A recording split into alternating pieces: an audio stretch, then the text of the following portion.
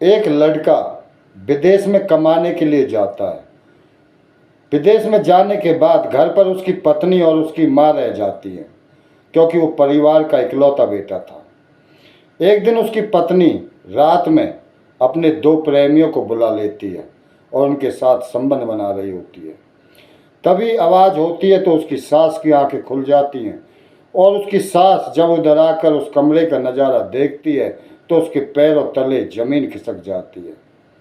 उसकी सास तुरंत उस कमरे का बाहर से दरवाज़ा बंद कर देती है और ताला लगाकर गांव वालों को इकट्ठा करके बुला लाती है। इसके बाद गांव वालों को आने के बाद वहाँ मच जाता है बवाल।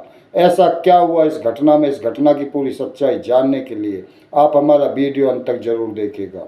स्वागत है आपका हमारे चैनल क्राइम स्टोरी इंडिया पर रवि फोगाट के साथ। दोस्तों, यह घटना उत्तर प्रदेश के महाराजगंज की घटना है।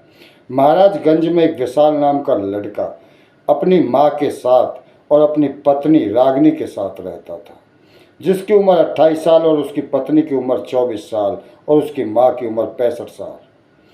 छोटा सा परिवार, सुखी परिवार, लेकिन वो अच्छा पढ़ा लिखा था और उसने विदेश जाने के लिए वीज़ा बनवा रखा था और अप्लाई कर रखा था। जब उसकी शादी हो जाती है और एक बेटी हो जाती है तो उसके बाद विशाल का विदेश जाने का नंबर आ जाता है और वो हंसी खुशी विदेश भी चला जाता है। विदेश जाने के बाद दोनों अपनी माँ से भी बात करता है और अपनी पत्नी से भी, लेकिन उसका मन हमेशा घर में ही रहता है। ऐसे ही रागिनी का हाल था। रागिनी भी हमेशा विशाल को याद करती और उसकी सोच में डूबी रहती। इसी दौरान रागिनी अपने गांव जाती है और गांव में जब वो अपने पिताजी के पास और अपनी माँ के पास जाती है तो एक दिन जब गांव में उनके घर थी तो उनके घर उसके स्कूल टाइम का दोस्त आ जाता है। जब दोस्त आ जाता है तो उससे बातें होने लगती है और रागिनी भी उससे अपने सुख दुख की बातें करने लगती है। वो उसको बताती है कि मेरा पति तो विदेश रहता है। यह सुनने के बाद उसका प्रेमी खुश हो जाता है और वो उस पर डोले डालने लगता है। फिर दोनों के संबंध भी बढ़ने लगते हैं। इसके बाद उसका प्रेमी अपने एक दोस्त को भी बता देता है कि रागिनी काम में आई हुई थी। इसके बाद दोनों बार बार उसके साथ संबंध बनाते हैं। उनका सिलसिला ऐसे ही चल जाता है जैसे स्कूल में चला हुआ था। इसके बाद रागिनी बोलती है, मुझे अपनी सास के पास जाना होगा, नहीं उसे शक हो जाएगा। मैं कई बार यहाँ आ चुकी हूँ, ऐसा बार बार आऊँगी तो मेरी सास को शक हो जाएगा। अब की बार तुम ही घर आ जाना। यह सुनने के बाद उसके प्रेमी बोलते हैं, ठीक है, हम उस तारीख को रात में 10 बजे आपके घर आ जाएंगे। इसके बाद रागिनी तैयार रहती है और उस दिन रात में गेट खोल देती है और वो अंदर रात में 10 बजे उसी दिन पहुंच जाते हैं। जब वो आपस में संबंध बना रहे होते हैं रागिनी और उसके दोनों प्रेमी, तो ज़ोर ज़ोर की आवाज़ होने लगती है और ज़ोर ज़ोर की जब आवाज़ होने लगती है तो उसकी सास की आँख खुल जाती है और सास जब यह आकर नज़ारा देखती है तो उसकी आँखें पटी की पटी रह जाती है और उसके पैरों तले ज़मीन खिसक जाती है। इसके बाद सास उसका एक अच्छा निर्णय लेती है और जल्दी से गेट को बंद कर देती है और ताला लगा देती है। और ताला लगाने के बाद शोर मचाती हुई बाहर भागती है और गांव में आवाज़ लगा देती है। गांव इकट्ठा हो जाता है और वहाँ पहुँच जाता है। जब गांव भी ये नज़ारा देखता तो गांव वालों की भी आंखें फटी रह जाती है, क्योंकि उस कमरे में एक औरत जो उस बुढ़िया की बहू, बेटे की बहू थी और उसके दो प्रेमी अंदर बंद थे।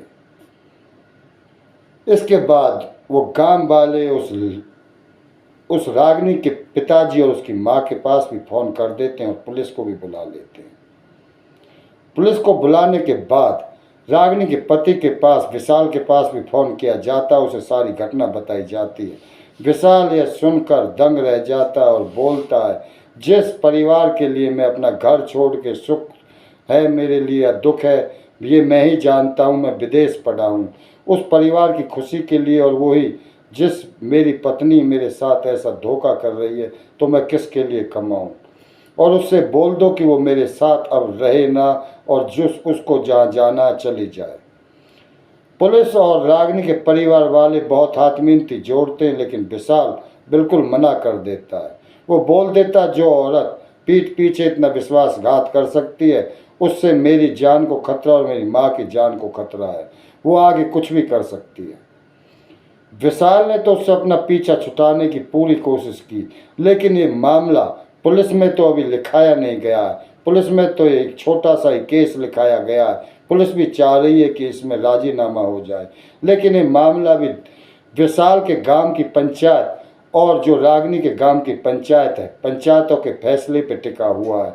और वो पंचायत आपस में कोशिश भी कर रही हैं, लेकिन बार बार कुछ ना कुछ कारण वो पंचायत विफल रहती है और ये परिवार जुड़ नहीं पा रहा। दोस्तों, आपकी इस घटना के बारे में क्या राय है? क्या विशाल और रागनी को सुलह कर लेनी चाहिए, इनको एक हो जाना चाहिए, या अब इन दोनों को अलग अलग रास्ते अपना लेने चाहिए? क्योंकि ये दोनों, एक विशाल जो एक अच्छा लड़का था, मेहनती था, कमाने के लिए विदेश भी गया, अपने परिवार को पालने के लिए विदेश भी गया। उसकी एक मात्र 2 साल की बेटी भी थी, जिनके लिए वो आगे भविष्य बनाने के लिए विदेश भी गया, लेकिन उसकी पत्नी उसके साथ धोखा कर रही थी और उसकी माँ को भी धोखा दे रही थी। ये उनके लिए जान का भी खतरा था। दोस्तों, आपकी इस घटना के बारे में क्या राय है? अपनी राय जरूर देना कि रागनी का और विशाल का परिवार जुड़े या अब इन दोनों को अलग रहना चाहिए।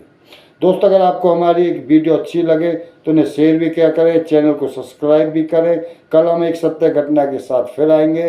जब तक के लिए जय हिंद, जय भारत।